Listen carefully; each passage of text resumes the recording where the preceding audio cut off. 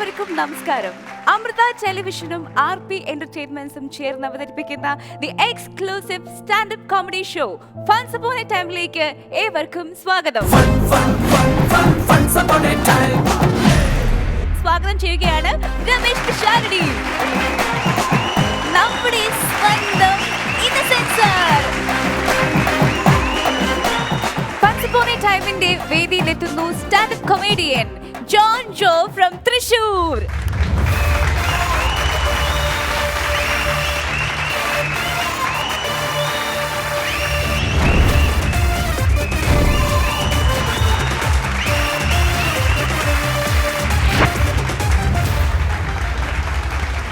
John Jo, അതെ, ജോൺ ഇബ്രാഹിമിന്റെ ആരുമല്ല.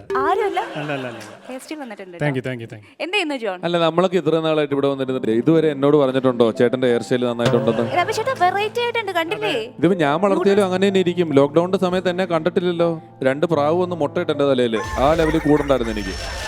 എന്തുകൊണ്ട് പറഞ്ഞില്ല കുട്ടി എന്റെ ഹെയർ സ്റ്റൈൽ നല്ലതാണെന്ന്? ഒന്ന് ക്ഷമിക്ക് രമേശേട്ടാ, കുഴപ്പമില്ല. എല്ലാവരും ഒരുപോലെ കാണണം, അത്രേ ഉള്ളൂ, വേറെ ഒന്നുമില്ല. നമ്മൾ ഒരാളെ കാണുമ്പോൾ അയാൾ നല്ല ഭംഗിയുണ്ട്, ഇയാളുടെ മുടി നല്ല പറയരുത്. കറക്റ്റ്, അത്രേ ഉള്ളൂ. അതുകൊണ്ട് ആ ദുഃഖം, എന്റെ മുടി പോയി, അത് വേറെ കാര്യം. എന്നാലും പറയാം. Okay, welcome John. Thank you. എന്ത് ചെയ്യുന്നു? ഞാനിപ്പോ കുറച്ച് കാലമായിട്ട് സ്റ്റാൻഡപ്പ് കോമഡി തന്നെ ട്രൈ ചെയ്തു. അത് ശരി, അടിപൊളി അടിപൊളി. അത് വളരെ നല്ലൊരു കാര്യമാണ്. കാരണം ഇവിടെ ഇത് ട്രൈ ചെയ്യുന്നവർ മൊത്തത്തിൽ വളരെ കുറവാണ്. ഇപ്പൊ സാധാരണഗതിയിൽ വിഷു സമയമാണ്. ഈ സമയം എന്നൊക്കെ പറഞ്ഞാൽ നമ്മുടെ മധ്യവേനൽ അവധി കാലമാണ്. നിങ്ങളുടെ കുട്ടിക്കാലത്ത് അവധിക്കൊക്കെ എന്ത് ചെയ്യുമായിരുന്നു? മെയിനായിട്ട് എന്തായിരുന്നു പരിപാടി? മെയിനായിട്ട് ക്രിക്കറ്റ് കളി. ഇന്നസെന്റ് സാർ കുട്ടിക്കാലത്ത് എന്ത് കളിയാ കളിച്ചിരുന്നത്? ഞാൻ കളിച്ച കളികളൊക്കെ ഒന്നും സ്റ്റേജ് ഇവിടെ പറയാൻ പറ്റുന്ന കാര്യങ്ങളാണ്. മോളെ, നീയേ മര്യാദക്കുള്ള ചോദ്യങ്ങൾ ചോദിക്കട്ടെ. ഈ ജാതിയുള്ള ചോദ്യങ്ങൾ ചോദിച്ചിട്ട് അവസാനം എനിക്ക് മകനുണ്ട്, മകന്റെ ഭാര്യയുണ്ട്, 2 കുട്ടികളുണ്ട്, ഞാൻ നല്ല വയസ്സായിട്ടുള്ള ആളാണ്, മനസ്സിലായോ? എന്നിട്ട് ഈ വക അക്രമങ്ങളൊക്കെ ചോദിച്ചാൽ എങ്ങനെയാന്ന്? അന്ന് കാലത്ത് ഞാൻ എപ്പോഴും നല്ല പ്രായം ഉണ്ടായിരുന്നു. 8ാം ക്ലാസ്സിലൊക്കെ പഠിക്കുമ്പോൾ നല്ലൊരു പക്വതയായി, നല്ല പ്രായമുണ്ട് എനിക്ക്. അപ്പം ഞാനിങ്ങനെ ഈ ടീച്ചേഴ്സ്, ലേഡി ടീച്ചേഴ്സ് ഞങ്ങളുടെ വരാന്തയിൽ കൂടെയാണ് ടോയ്ലറ്റിലേക്ക് പോവുക. അപ്പോൾ നമ്മുടെ ക്രാഫ്റ്റ് ടീച്ചറുണ്ട്, തുന്നൽ ടീച്ചർ, അങ്ങനെ ഇവരിങ്ങനെ പോകണു. അപ്പോൾ ഇവരിങ്ങനെ പോയിക്കൊണ്ടിരിക്കുമ്പോൾ സോഷ്യൽ സ്റ്റഡി ടീച്ചർ, സയൻസിൻ്റെ, അവരിങ്ങനെ പോകുമ്പോൾ ഞാനിങ്ങനെ നിന്ന് നോക്കിയിട്ട് ഞാൻ ഇങ്ങോട്ട് മാറി നിൽക്കും. കാരണം അവരെന്തെങ്കിലും പറയും, എന്നെ എന്തെങ്കിലും ഇരുന്ന് പഠിച്ചുവിടറോ എന്ന് ചോദിക്കും. അതുകൊണ്ട് ഞാൻ ഇങ്ങനെ അവിടുന്ന് ഇങ്ങനെ വരണം കണ്ടപ്പോൾ ഒരു വർത്താനം പറഞ്ഞ 5-6 പേരുണ്ട്. വർത്താനം പറഞ്ഞ അവിടുന്ന് ഇങ്ങനെ വരണം കണ്ടപ്പോൾ ഇവിടുന്ന് പുതിയതായിട്ട് വന്നൊരു മാഷുണ്ട്. അയാൾ ഇത്തിരി കുഴപ്പമാണ്. എനിക്ക് നല്ല പ്രായമുണ്ട് കേട്ടോ. കുഴപ്പക്കാരെ കണ്ടാലറിയാം, അവരുടെ രോഗം എനിക്കുണ്ട്. അങ്ങനെ ഈ മാഷ് ഇവരുടെ ഈ ഗ്രൂപ്പിൻ്റെ അടുത്തെത്തിയപ്പോൾ അപ്പം ഞാൻ എന്താ വെച്ചാൽ ഇവിടെ ചാരി നിൽക്കുക. ആ ചുമരിലല്ല, ക്ലാസ്സിൻ്റെ ചുമരിൽ. എന്തിനാ വെച്ചാൽ അയാൾ എന്തെങ്കിലും പറയുകയാണെങ്കിൽ അത് കേൾക്കാലോ എന്ന് വെച്ചിട്ട് ഞാൻ ഇങ്ങനെ എൻ്റെ മുഖം കാണാതിരിക്കാൻ വേണ്ടി ഞാൻ ഇങ്ങനെ ചാരി ജനലിൻ്റെ പുറത്ത് ഇങ്ങനെ നിന്ന് കഴിഞ്ഞപ്പോൾ ഇയാൾ അടുത്ത് വന്നിട്ട് പറഞ്ഞു, എന്താ സരസ്വതി ടീച്ചർക്കൊരു ക്ഷീണം, ഈ കൂട്ടത്തിലെ ഒരു ടീച്ചറെ. അപ്പോൾ അതിൽ വേറൊരു ടീച്ചർ പറഞ്ഞു, അറിഞ്ഞില്ലേ സരസ്വതി ടീച്ചറുടെ ഹസ്ബൻഡ് മിനിഞ്ഞാന്നല്ലേ വന്നേ ദുബായിന്ന്, മനസ്സിലായില്ലേ? എനിക്ക് നല്ല ഇഷ്ടമായി. കാരണം ആ ചോദ്യവും നന്നായി, ഉത്തരവും നന്നായി, എനിക്കൊരു സുഖം കിട്ടി, മനസ്സിലായില്ലേ? ഞാനപ്പോൾ ചുമരിൻ്റെ അവിടേക്ക് ഇങ്ങനെ ചാരി ഇങ്ങനെ നിന്നു. ഈശ്വര ദൈവമേ, നീ എനിക്ക് ഇടയ്ക്കിടയ്ക്ക് സുഖം തരുന്നുണ്ട് കേട്ടോ. ടീച്ചറുടെ ടീച്ചറൊന്ന് നാണിച്ച് പോയി. അത് ഞാൻ ക്ലാസ് ലീഡറാണ്. അത് കഴിഞ്ഞ് അപ്പം തന്നെ എൻ്റെ കയ്യിൽ എന്നോട്, ഞാൻ പോയിട്ട് വേണേൽ ചോക്ക് എടുക്കാനൊക്കെ ഓഫീസ് റൂമിലേക്ക് ചോക്ക് എടുത്തിട്ടാ. ഞാൻ ചോക്ക് എടുക്കാൻ വേണ്ടിയിട്ട് ഓഫീസ് റൂമിലേക്ക് ഇങ്ങനെ പോണ വഴിക്ക് നമ്മുടെ ഈ ടീച്ചർ, സരസ്വതി ടീച്ചർ, വേറൊരു ക്ലാസ്സിലേക്ക് പുസ്തകവും ഇതായിട്ട് ഇങ്ങനെ പോവുക. അവർക്ക് ഞാൻ അവരുടെ ഒപ്പം ഓടിയെത്തിയിട്ട് ഞാൻ പറഞ്ഞു, വലിയ ക്ഷീണമൊന്നും ഇല്ല കേട്ടോ. ആ വഴിക്ക് ആ ടീച്ചർ അവിടെ ചെക്ക അവിടെ നിന്ന് പറഞ്ഞു. അങ്ങനെ എത്രയോ സുഖങ്ങൾ അനുഭവിച്ച് വന്ന ആളാ ഞാൻ എന്നറിയോ? അത് മനസ്സിലാക്കുക. എനിക്ക് പിന്നെ ഒരു സുഖവും വേണ്ട, ഒന്നും വേണ്ട. സുഖം വേണി നിങ്ങൾക്ക് തരാം. ഇപ്പം നിങ്ങൾക്കൊരു സുഖം കിട്ടിയില്ലേ? ഇത് കേട്ടപ്പോൾ അത്രയേ ഉള്ളൂ. ഓക്കെ, അപ്പോൾ അത്രയേ ഉള്ളൂ. ഈ സമയത്ത് ഞങ്ങളുടെ 8 പഠിക്കുമ്പോഴേ എൻ്റെ കൂട്ടത്തിലേ ഒരുത്തനുണ്ടായിരുന്നു. തോറ്റ് 8 പഠിക്കുമ്പോഴേ പുള്ളിക്ക് നല്ല മീശയൊക്കെ ഉണ്ട്. അപ്പോൾ ഒരു ചെറിയ ടീച്ചറുണ്ട്, മിനി ടീച്ചർ എന്ന് പറഞ്ഞത്. മിനി ടീച്ചർ ചെറിയ ചെറുപ്പക്കാരിയാണ്. ഏതാണ്ട് മിനി ടീച്ചറിനും ഈ 8 പഠിക്കുന്ന വർഗീസിനും ഒരേ പ്രായമായിട്ടുണ്ട് ആ സമയത്തൊക്കെ. വർഗീസൊക്കെ ഭയങ്കര ഒരു വലിയ മനുഷ്യനായി. വേണേ വിവാഹം കഴിപ്പിക്കാനുള്ള പ്രായം വരെ എത്തിയപ്പം does the road wind up hill all the way yes to the very end എന്നൊക്കെ പറഞ്ഞൊരു ഇംഗ്ലീഷ് കവിത ഇവനോട് പാടാൻ പറഞ്ഞിട്ട് ഇവൻ ഒരു ഡസ് പറഞ്ഞുകൊണ്ട് നിൽക്കുക. പുള്ളി മുന്നോട്ട് പോകുന്നില്ല. അപ്പം മിനി ടീച്ചർ വന്നിട്ട് ഇവൻ്റെ ഈ കഷ്ടത്തിൻ്റെ ഇവിടെ അകത്ത് കൈയിട്ടിട്ട് കിള്ളുന്നൊരു പരിപാടിയുണ്ട്. ഇവങ്ങനെ ഇപ്പം നമ്മളിങ്ങനെ കൈ മുറുക്കി പിടിക്കുമല്ലോ കിള്ളുമ്പോൾ.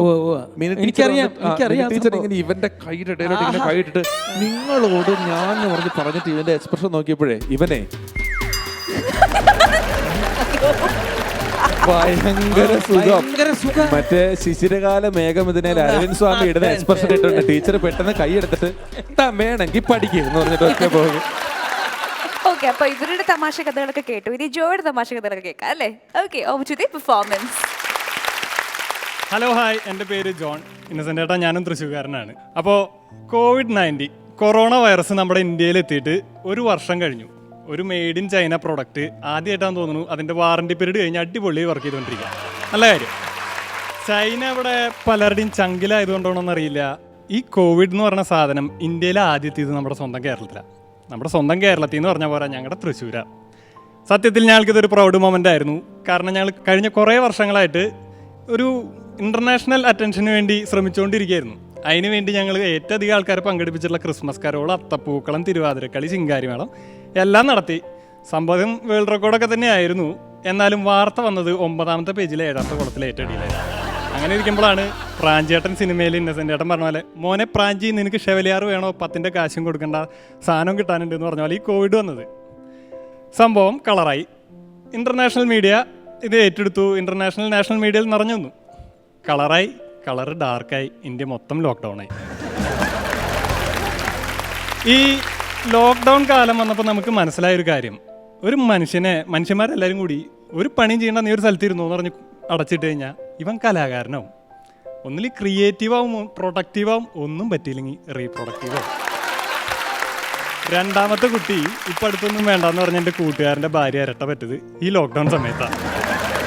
അവനോട് ചോദിച്ചപ്പോൾ അവൻ പറഞ്ഞ് ഞാൻ കറക്റ്റ് എത്ര നേരത്തെ ഈ മുഖത്തോട് മുഖം നോക്കിയിരിക്കുന്നതെന്ന് ഞാൻ പറയുന്നത്. അപ്പോൾ അവൻ്റെ ഭാഗത്ത് യാതൊരു തെറ്റില്ല. എന്താണെന്ന് വെച്ചാൽ വിദഗ്ധർ വരെ പറയുന്നത് ഈ വരുന്നൊരു വർഷങ്ങളിൽ വലിയൊരു ബേബി ബൂം തന്നെ ഉണ്ടാവുന്നതാണ്. തൊഴിലില്ലായ്മയാണ് ഈ ജനപ്പെരുപ്പത്തിൻ്റെ കാരണം. നമ്മൾ പണ്ട് പറഞ്ഞപ്പോൾ ലോകം വിശ്വസിച്ചില്ല. ഇപ്പോൾ നാട്ടുകാർക്ക് എല്ലാവർക്കും മനസ്സിലായി. ഈ ഒരു കാലഘട്ടത്തിൽ നമ്മൾ മനസ്സിലാക്കിയൊരു കാര്യം എന്ന് വെച്ചാൽ നമ്മളെല്ലാവരും യൂട്യൂബിൽ നോക്കി ഒരു പുതിയ സ്കില്ല് പഠിക്കുക, അല്ലെങ്കിൽ നമുക്ക് പണ്ട് എപ്പോഴോ നമ്മൾ പഠിച്ചു വെച്ചൊരു സ്കില്ല് മറന്നുപോയതൊന്ന് പുതുക്കിയെടുക്കാനൊക്കെ ശ്രമിച്ചിട്ടുണ്ട്.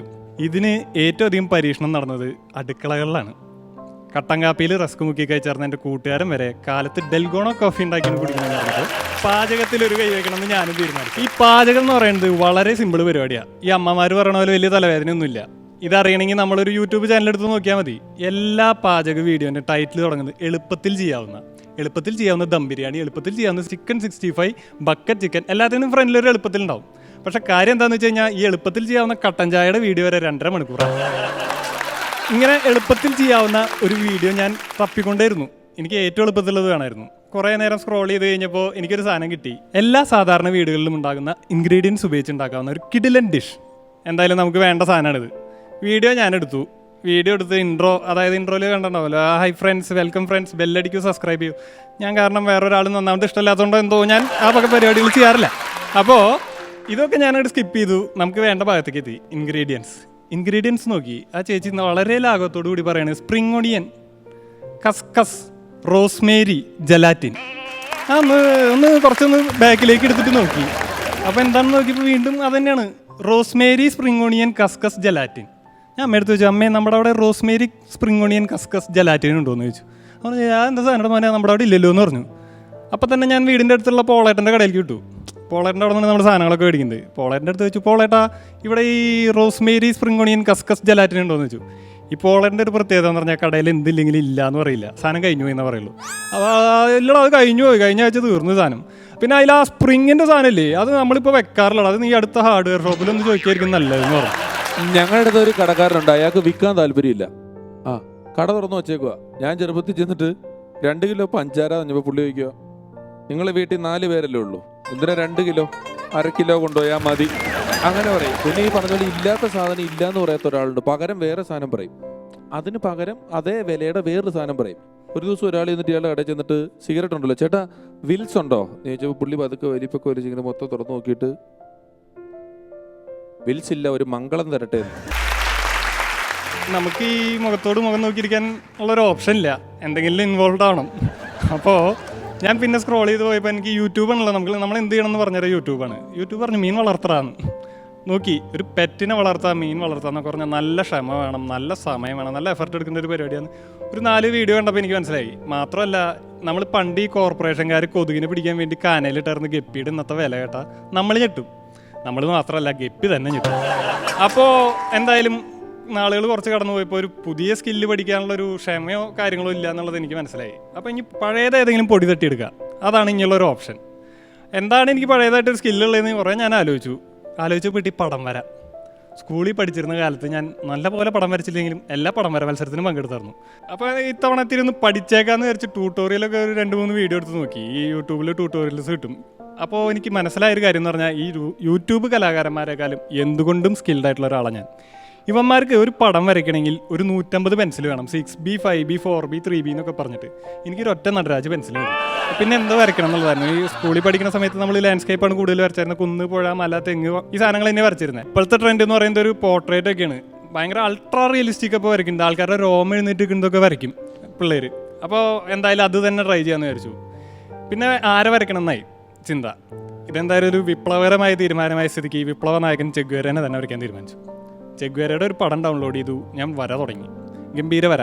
2-2.5 മണിക്കൂറിൽ എൻ്റെ പടം വര കഴിഞ്ഞു. നേരെ കൊണ്ടുപോയി അമ്മേനെ കാണിച്ചു കൊടുത്തു. അമ്മയുടെ കണ്ണൊക്കെ എന്ന് പറഞ്ഞു. അമ്മ നന്നായിട്ട് മോനെ എന്ന് പറഞ്ഞു. അമ്മയ്ക്ക് ചെറിയ രാഷ്ട്രീയം കാര്യങ്ങളൊക്കെ ഉണ്ടെന്ന് അറിയാമെന്നുണ്ടെങ്കിൽ അമ്മ ചെഗ്വേരനെ കണ്ട് കണ്ണ് പറയുന്നത് ഞാൻ വിചാരിച്ചിട്ടുണ്ടായിരുന്നില്ല. അപ്പോൾ അമ്മ നന്നായിട്ട്, നീ എത്ര നന്നായിട്ട് വരച്ചിരുന്നു സ്കൂളിൽ പഠിക്കുന്ന സമയത്ത്, പിന്നെ എപ്പോഴോ നിർത്തി, എനിക്ക് അല്ലെങ്കിൽ ഒരു കാര്യം തുടങ്ങിയാൽ മുഴുവിപ്പിക്കണ ശീലമില്ല എന്നൊക്കെ പറഞ്ഞ് അമ്മ കുറ്റപ്പെടുത്തി. സംഭവം എനിക്ക് കേട്ടപ്പോൾ ചെറിയൊരു വിഷമമൊക്കെ തോന്നിയോ, ജന്മസിദ്ധമായ എൻ്റെ ഒരു കഴിവ് ഞാൻ പോഷിപ്പിച്ചില്ലല്ലോ, ഇത്ര കാലം അത് കൊണ്ടുപോയി കളഞ്ഞില്ലേ. അപ്പോൾ എന്തായാലും അമ്മയ്ക്ക് ആളെ മനസ്സിലായി. അപ്പോൾ ഞാൻ അമ്മയുടെ അടുത്ത് ചോദിച്ചു, അമ്മയ്ക്ക് ഇത് ആളെ മനസ്സിലായില്ലേ എന്ന് ചോദിച്ചു. അമ്മയ്ക്ക് അത് ഇഷ്ടമായില്ല, ആ ചോദ്യം തന്നെ ഇഷ്ടമായില്ല. അമ്മ പറഞ്ഞു ഇത് എന്തപ്പോൾ മനസ്സിലാവേണ്ടത്, നമ്മുടെ കൊടകരയിലെ വല്യപ്പനല്ലേ എന്ന് ചോദിച്ചു. ഞാൻ ഈ പടം എടുത്തൊന്ന് നോക്കിയപ്പോൾ സത്യത്തിൽ ഇതിന് ചെഗ്വേരയുടെ ചെറിയ ചായയുള്ളൂ, വല്യപ്പൻ്റെ നല്ല ചായയുണ്ട്. അമ്മ എന്ത് ചെയ്തു, ഒന്നും നോക്കിയില്ല, ഇടം വല്ലതും നോക്കിയില്ല. വല്യപ്പൻ വാട്സപ്പ് ഗ്രൂപ്പിൽ കയറി, ഫാമിലി ഗ്രൂപ്പിൽ. വാട്സപ്പിൽ എനിക്ക് ഗംഭീര പ്രശംസ, കാര്യങ്ങൾ. ഇത് എന്താ നീ ഇങ്ങനെ ഒരു സ്കില്ലുണ്ടായിട്ട് അങ്ങനെ ഉപയോഗിക്കാണ്ട് വെച്ചേക്കണേന്നൊക്കെ പറഞ്ഞ് ബന്ധുക്കൾ, അമ്മായിമാരും എല്ലാവരും ഭയങ്കര പ്രോത്സാഹനം. അതിൻ്റെ ഇടയിൽ എൻ്റെ കസിനൊരു പെൺകുട്ടിയുണ്ട്. അവൾ എൻ്റെ അടുത്ത് ചോദിച്ചു, ചേട്ടാ എനിക്ക് പടം ഭയങ്കര ഇഷ്ടമായി, ചേട്ടാ ഒരു കാര്യം ചെയ്യും, എനിക്ക് ഒരു ഋതിക് റോഷനെ വരച്ചു തരുമെന്ന് ചോദിച്ചു. അപ്പോൾ ഞാൻ ഋതിക് റോഷൻ്റെ പണി ഏകദേശം തുടങ്ങിയിട്ടുണ്ട്. മിക്കവാറും അവളെ കാത്തിരിക്കുന്നത് ഒരു രമേഷ് പിഷാരടി ആയിരുന്നു. ഇന്നസെന്റിന്റെ ചെറുപ്പത്തിൽ വേറെ കഴിവുകൾ എന്തെങ്കിലുമൊക്കെ ഉണ്ടായിരുന്നോ? എനിക്ക് കഴിവ് ഒരുപാടുണ്ട്. പഠിക്കണേൽ മാത്രമേ കഴിവില്ല. എന്നാലും എനിക്ക് ചില ചോദ്യങ്ങളുടെ ഉത്തരങ്ങൾ അറിയാം. ഡൽഹൌസി പ്രഭുവിന്റെ പരിഷ്കാരങ്ങൾ, വോൾട്ടയർ, മോണ്ടോസ്ക്യൂ റൂസോ, ഫ്രഞ്ച് വിപ്ലവം ഒക്കെ അറിയാം. അതൊക്കെ അറിയാം. വേറെ പടം 50 പ്രാവശ്യം 100 പ്രാവശ്യം എഴുതിയതല്ലേ, അങ്ങനെ അറിയാം. പടം വരെയല്ല. ഒരിക്കൽ 9ാം ക്ലാസ്സുകാരും 8ാം ക്ലാസ്സുകാരും തമ്മിൽ പന്ത് കളിച്ചു, ഫുട്ബോൾ.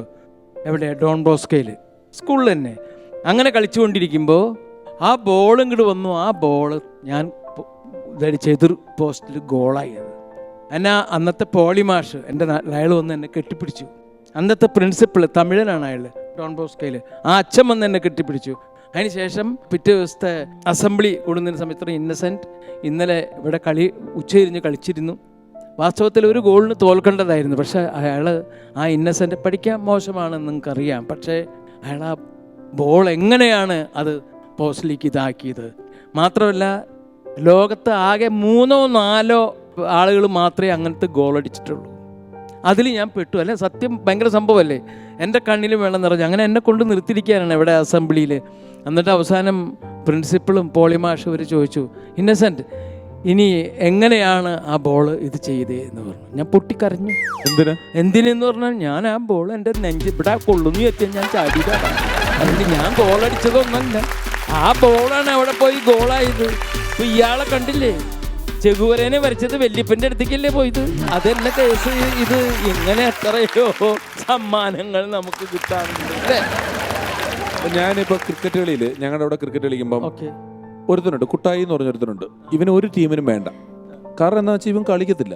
വെറുതെ നിന്ന് മുട്ടി മുട്ടി മുട്ടി ബോൾ വേസ്റ്റ് ആക്കും, എറിഞ്ഞ വൈഡ് പോവും, ക്യാച്ച് വിടും, ബോളും കൊണ്ട് ഫോറിന്റെ ബൗണ്ടറിയിലോട്ട് ഓടും. ഒരു രീതിയിലും ക്രിക്കറ്റ് കളിക്കാൻ അറിയാത്തവനാണ് ഈ കുട്ടായി. എന്നാൽ കുട്ടായി ക്രിക്കറ്റ് കളി മാറ്റി നിർത്തിയാൽ എല്ലാവരുടെയും നല്ല സുഹൃത്താണ്, എല്ലാ കാര്യത്തിനും വരുന്ന, നമുക്ക് അത്യാവശ്യം വളരെ നല്ല സുഹൃത്താണ്. പക്ഷേ ക്രിക്കറ്റ് കളിക്കാൻ ഇവൻ മോശമായതുകൊണ്ട് ഒരു ടീമുകാരനും കുട്ടായിനെ വേണ്ട. അപ്പം ഞങ്ങൾ എന്ത് ഇത് 2 ടീമും കൂടെ ധാരണയായിട്ട് പറഞ്ഞു നമുക്ക് ഈ കുട്ടായിനെ അമ്പയറാക്കി വെക്കാം. അപ്പോൾ അവനൊരു പ്രാധാന്യമൊക്കെ ഉണ്ട്, തൊപ്പിയൊക്കെ ഇട്ട് കുട്ടായി അവിടെ നിൽക്കുകയും ചെയ്യും, നമുക്ക് കളി നടക്കും. അമ്പയർ വെറുതെ എന്തെങ്കിലുമൊക്കെ ചെയ്താൽ മതിയല്ലോ, കുഴപ്പമൊന്നുമില്ലല്ലോ. അങ്ങനെ കുട്ടായിനെ അമ്പയർ നിർത്തി, കുട്ടായിക്ക് നല്ലൊരു പ്രസിഡന്റിന്റെ പവറോടുകൂടി കുട്ടായി അമ്പയറായിട്ട് നിൽക്കുകയാണ്. അപ്പോൾ കുട്ടായി കുട്ടായി കുട്ടായി എന്ന് എല്ലാവരും വിളിക്കാറുള്ളൂ. ഒരുത്തം വന്നൊരു ഒറ്റ ബോൾ എറിഞ്ഞു, അത് വേറെ തൻ്റെ അരക്കിട്ട് കൊണ്ടുപോയി. ഈ ബോൾ എറിഞ്ഞവൻ നേരെ തിരിഞ്ഞിട്ട് ഹൗസ് ദാറ്റ് എന്ന് ചോദിച്ചപ്പോൾ കുട്ടായി ഇല്ല എന്ന് പറഞ്ഞു. ഉടനെ ഇയാള് sir sir sir please sir sir please sir എന്ന് പറഞ്ഞപ്പം ഈ കുട്ടായിന് ഇതുവരെ ആരും സാറെന്ന് വിളിച്ചിട്ടില്ല. ഈ സാറ് കേട്ടിട്ട് ഇവൻ ഔട്ട് വിളിച്ചു. അപ്പൊ തന്നെ ഒരു കാര്യമില്ല. ജോൺ, നല്ല പെർഫോമൻസ് ആയിരുന്നു, ഒരു ക്ലീൻ അല്ലേ? അതെ, എന്റെ ഒരു പടം വരച്ചു തരാമോ? ഞാൻ ഇത്രയും പറഞ്ഞത് കേട്ടിട്ട് ആദ്യമായിട്ട് ഒരാൾ എൻ്റെ അടുത്ത് പടം വരച്ചാൽ പറഞ്ഞു. ഞാൻ ശ്രമിക്കാം, തീർച്ചയായിട്ടും.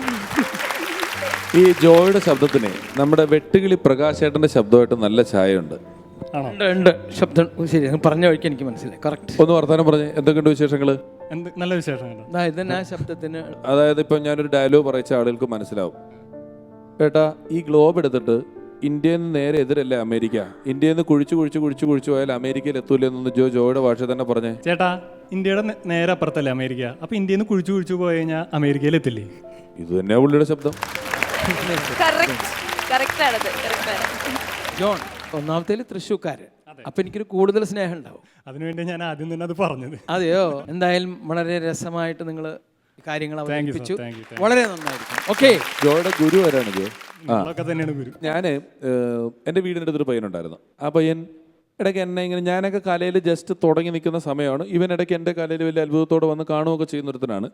അങ്ങനെ നാട്ടിൽ പഞ്ചായത്ത് കലോത്സവം വന്നപ്പോൾ ഞാൻ മിമിക്രി കാണിച്ചു.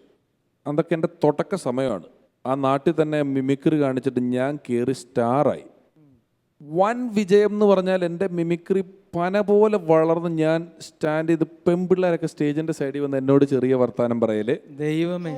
ഞാൻ അതിൻ്റെ ചെറിയൊരു നേരത്തെ പറഞ്ഞൊരു സുഖമൊക്കെ കിട്ടി ഇങ്ങനെ നിൽക്കുമ്പോൾ സ്റ്റേജിലൊരു കൂവൽ കേൾക്കുന്നുണ്ട്, ഭയങ്കര കൂവൽ, നിർത്താതെ 3 മിനിറ്റായിട്ട് ആൾക്കാർ കൂവിക്കൊണ്ടിരിക്കുക. അപ്പം ഞാൻ നോക്കുമ്പം എൻ്റെ അയലോക്കത്തുള്ളൊരു ചെറുക്കൻ അവിടെ ഡാൻസ് കളിക്കുന്നുണ്ട്, ഒരു പാട്ടിട്ടിട്ട്.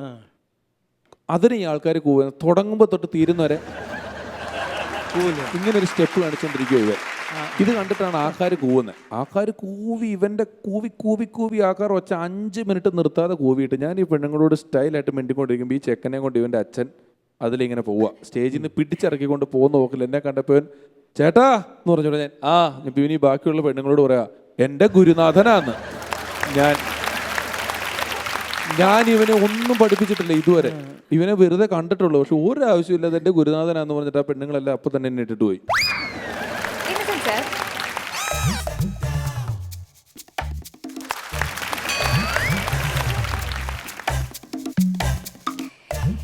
ശരി, അപ്പോൾ അടുത്തതായിട്ട് നമ്മുടെ കേശവൻ മാവന്റെ ഒരു വെറൈറ്റി പെർഫോമൻസ് ആണ്. പുള്ളി നമുക്ക് സ്റ്റേജിലേക്ക് ക്ഷണിക്കാം.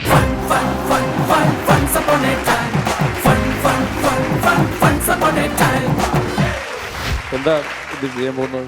അല്ല, ചെയ്യാൻ പോകുന്ന പറഞ്ഞാൽ നേരത്തെ ഇന്നസെന്റ് ആയിട്ട് ഒരു പാട്ട് പാടിയിരുന്നു. പാടിയിട്ടുണ്ട്, സിനിമകളിൽ പാടിയിട്ടുണ്ട്. എനിക്കൊരാഗ്രഹം, ഒരു പാട്ട് ചേട്ടന് മുമ്പിൽ ഒരു പാട്ട് പാടണം. വളരെ സൂക്ഷിക്കണം പാട്ട് പാടുമ്പോൾ. തീർച്ചയായിട്ടും ഞാൻ അനുഭവസ്ഥനാണ് ഞാനേ. പാടിയിട്ടുള്ള അനുഭവങ്ങളുള്ളതാണ്. ഇത് എന്തിനെ പറ്റിയുള്ള പാട്ടാണ്? ഇത് ശരിക്കും പറഞ്ഞാൽ ഞാൻ ഈ കൊറോണയെ കുറിച്ച് ഒരു 4 വരി എഴുതിയിട്ടുണ്ട്. നമ്മുടെ ഇന്നത്തെ കൊമഡിയനും കൂടുതലും കൊറോണ കാലത്തെ അനുഭവങ്ങളാണ് പറഞ്ഞുകൊണ്ടിരുന്നത്. അന്ന് തുടങ്ങിക്കോട്ടെ, ആരംഭിച്ചോട്ടെ. കൊറോണ കൊറോണ കൊറോണ കൊറോണേ നിനക്ക് സുഖോണ, ഞങ്ങളെല്ലാരും വീട്ടിൽ ലോക്ക്ഡൗണാ, നീ പോകും വരെ ഞങ്ങൾ ഡൗണാ. കൊറോണ കൊറോണ കൊറോണ മനുഷ്യ ശരീരത്തിൽ കുസൃതികൾ കാട്ടി കൊറോണേ നീ കൊഴുത്ത കാലം, ഉണ്ടിട്ടും കൈ കഴുകാത്തവർ പോലും കൈ കഴുകി മടുത്ത കാലം. കൊറോണ പോ കൊറോണ, കൊറോണേ നീ പോ കൊറോണേ. അരെ വാ വാ വാ. കേശവൻ ആ, thank you. നന്നായിരിക്കണം. Thank you, മാത്രമല്ല നിങ്ങളൊരു നല്ല കവിത വയലാർ രാമവർമ്മ പോലും കൊറോണയെ പറ്റി എഴുതിയിട്ടില്ല. എന്താ ഇതൊക്കെ വരുന്നതിൽ എത്രയോ വർഷങ്ങൾക്ക് മുമ്പ് അദ്ദേഹം മരിച്ചുപോയി എൻ്റെ മോനെ. അതാണ് കാരണം. എന്നാലും ഉണ്ടിട്ടും കൈ കഴുകാത്തവൻ വരെ കൈ കഴുകി എന്നുള്ള വാക്ക് താൻ ഉപയോഗിച്ചത് ഗംഭീരമായി കേട്ടോ. അടിപൊളി അടിപൊളി. അസലായി. Okay okay. കേശവൻ ചേട്ടന്റെ ഒരു അടിപൊളി പാട്ടോട് കൂടി ഫൺസ് അപ്പോൺ എ ടൈമിന്റെ ഇന്നത്തെ എപ്പിസോഡ് നമ്മൾ വൈൻഡപ്പ് ചെയ്യാണ്. അപ്പോ it's A fun bye from ഫൺസ് Upon A time.